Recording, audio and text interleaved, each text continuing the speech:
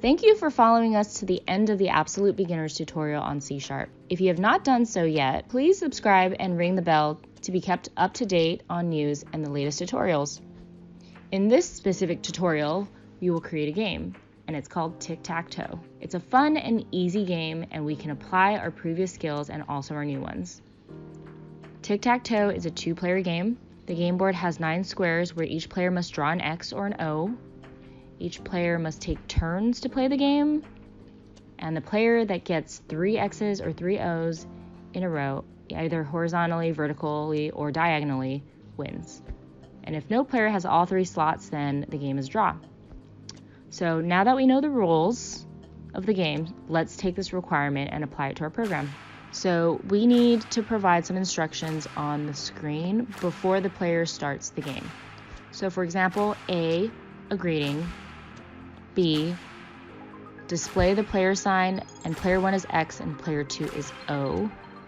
C, whose turn is it? The game will have 3 rows and 3 columns and will be numbered 1 through 9. Instruct the user to enter a number between 1 and 9, and this will coincide with placing of the X or the O. So 1 will place a marker in row 1, column 1. 2 will place a marker in row 1, column 2. 3 will place a marker in row 1, column 3. 4 will place a marker in row 2, column 1, and so on. So as the user places their game marker, X or O, update the game board. Then notify which player has a turn. When each turn, judge if there's a winner. If there is not a winner, keep playing by going to step 1. If all markers are placed and still no winner, then it's a draw, so stop the game. If there is a winner, then announce the player who won and finish the game. So now let's break the game into sections to make it easier to code.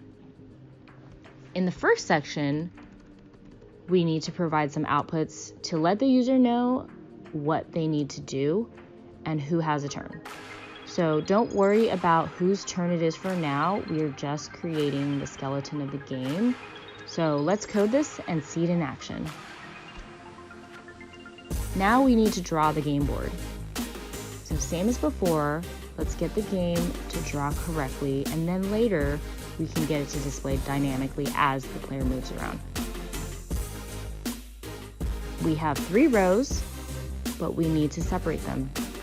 Technically, there are only 2 rows that hold the game slots separately by pipes, another that is between the game slot rows using dashes and plus signs. The game slots will have 3 characters. So starting with space, then the game slot column number, or X's or O's, followed by another space, then separated by a pipe. So same as before, let's use console.writeLine to display the game board.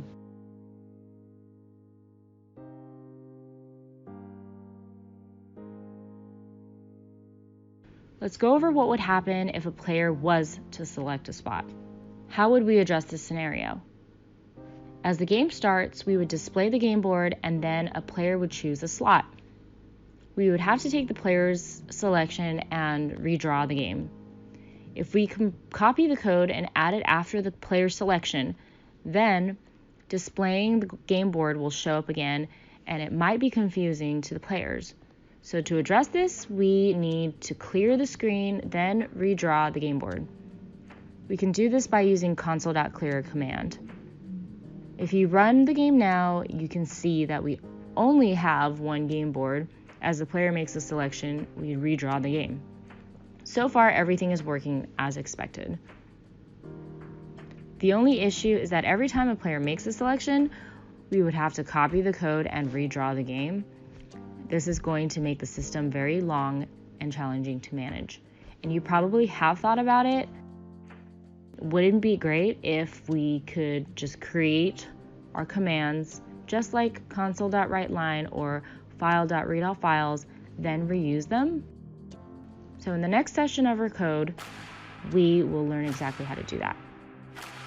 So far, we have been using the term command, and we did this for a reason, as we stated earlier in our tutorials, to not bog you down with the C# language and syntax, what we call command is called methods, which we will learn all about them in later tutorials. So for now, you can create commands and you can pass data, and the command can also output data. We are going to create two commands, one to display our game instructions and another to draw our game. So it's important to learn now on creating methods and commands that are singular in their function. Let's cut over to our first section and create a new command called heads-up display, then pass our code. If you look at our command structure, we have keywords like static and void, and then the name of our command.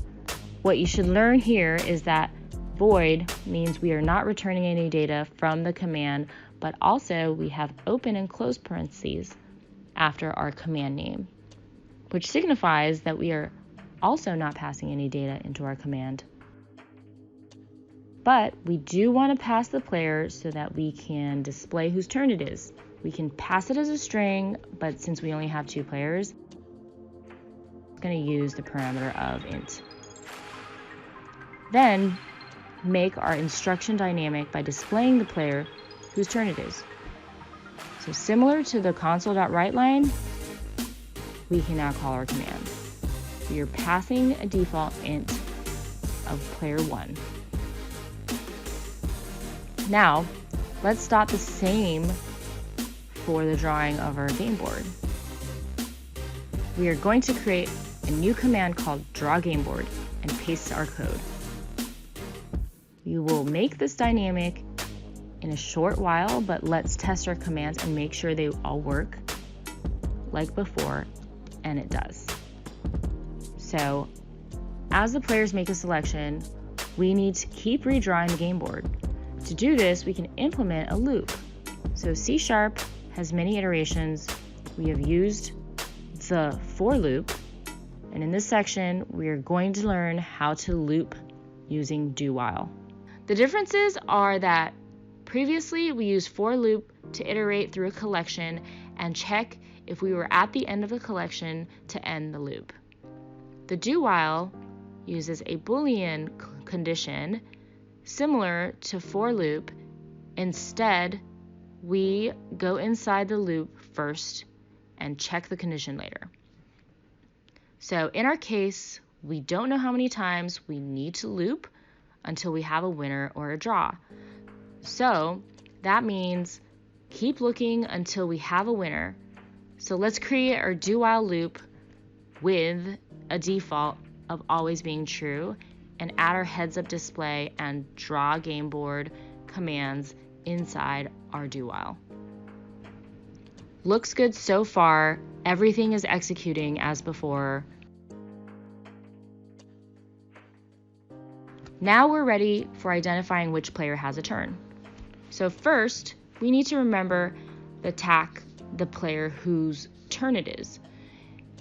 And then we will create a variable outside of our do while loop, and then next create a command that will have the logic for getting the next player, player 1 or 2, and then passing it in an int of the current player and output of the next player.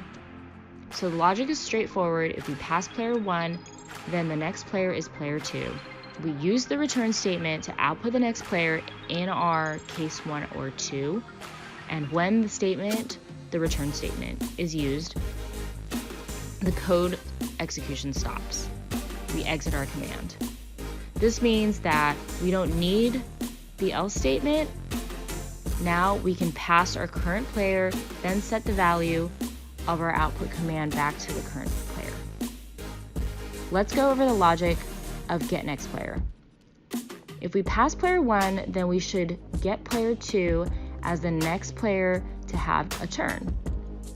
Now that we have player 2, the next player should be player 1.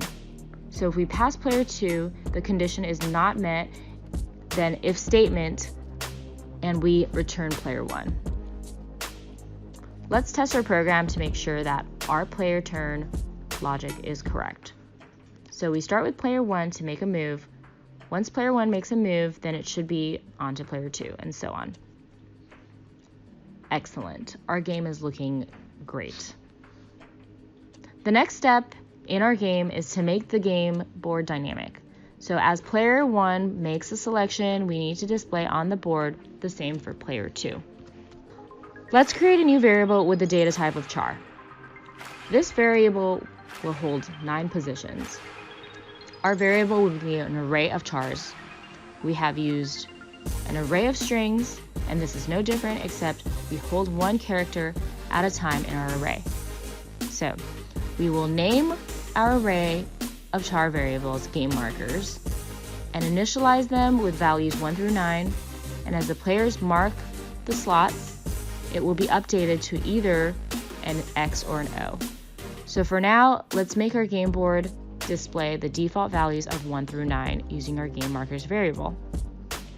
So update the draw game board passing our game markers variable. Next, we can use Visual Studio to help us update our command, and after that, we need to make the command dynamic by using our array values and place them onto the slots on our game board. So remember that arrays are 0 based, and we will start with 0 representing 1 and 1 representing 2 and so on. So a quick test to make sure that we are displaying the board correctly and all is working as expected. So we now need the actual logic for our Tic Tac Toe game and the game engine, if you will. So in order for our engine to function, we need 2 pieces of data, one the game markers variable and the other the current player. The engine is responsible for checking the player's move and placing the markers on the game markers variable. So the first thing we do is capture the player selection into the variable. Then we check to see if the user input is a character between 1 and 9. And for now, let's keep it simple and check for just 1. Next, we will clear the console. Then convert the user input to an int value game placement marker variable. We then get the placement of the selection of the game board using game markers array, and remember that arrays are 0 based, so we need to -1.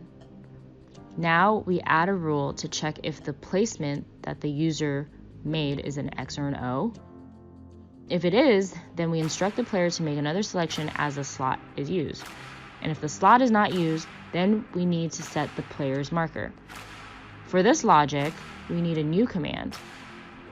Passing the current player, we need to then retrieve either an X or an O. So let's call this command getPlayerMarker. The logic is going to be easy. We need to perform a mod check. The math is pretty simple. We divide the player number by 2. If the remainder is 0, then it's player 2. And we return an O, else it's player 1. Return X. The return value is then placed in the current game markers array that the player selected. We are showing you that you can do mathematical functions in C#. Let's test this, and looks like we have a bug in our system. It turns out that we are clearing the screen more than once, so let's fix that quickly, and if we test this again, we can see an X placed on the game board for player 1.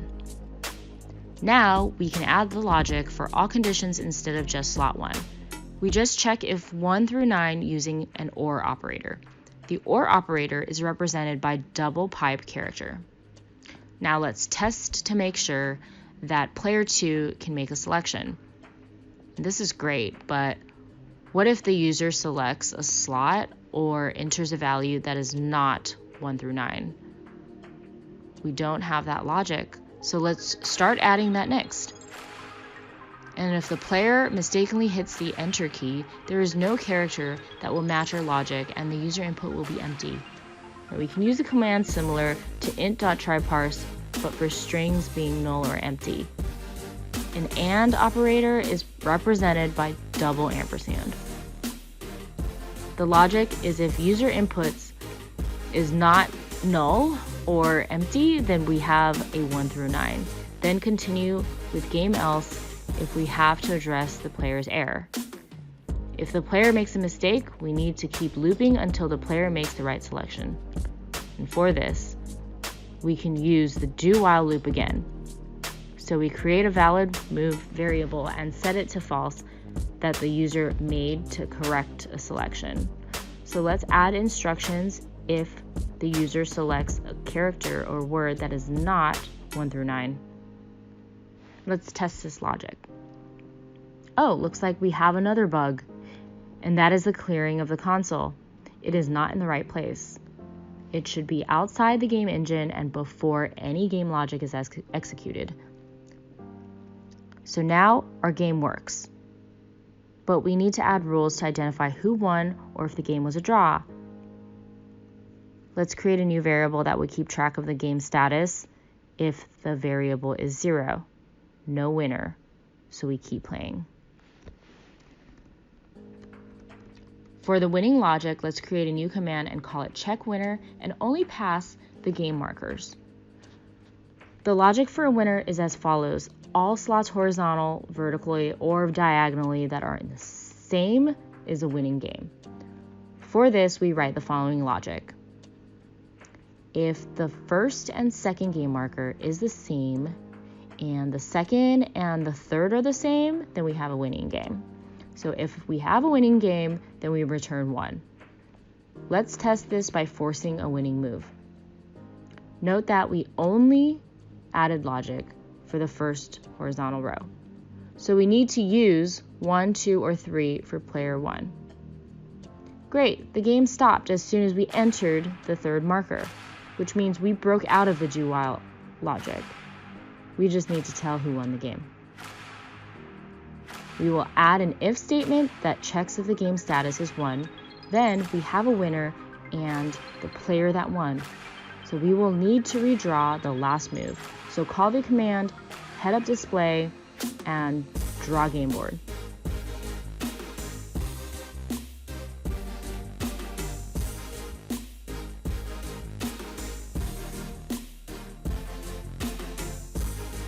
It looks like we need to clear the screen before calling the methods. Next, if the game status is 2, then it is a draw. We need to clear the screen and call the heads up display and draw game board.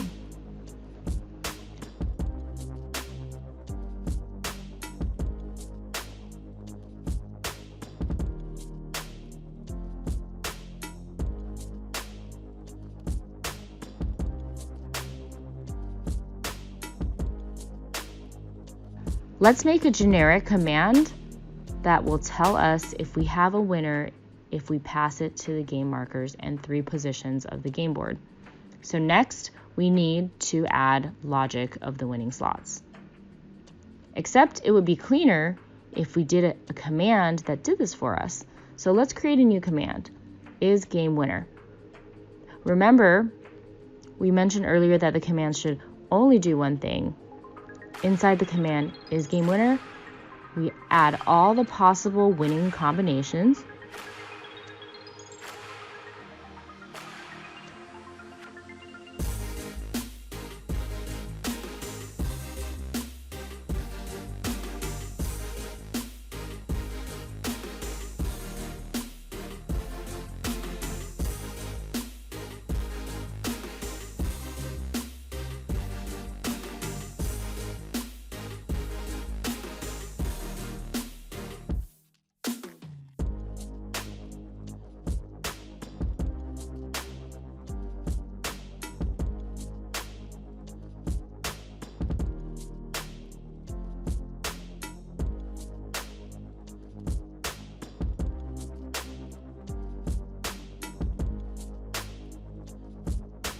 We do the same if the game is a draw.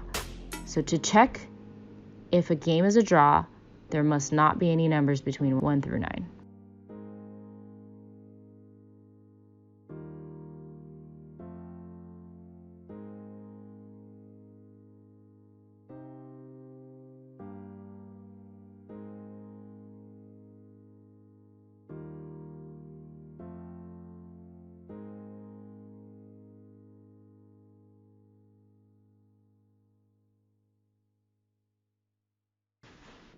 So let's first test our winning move. And yes, great, it's working.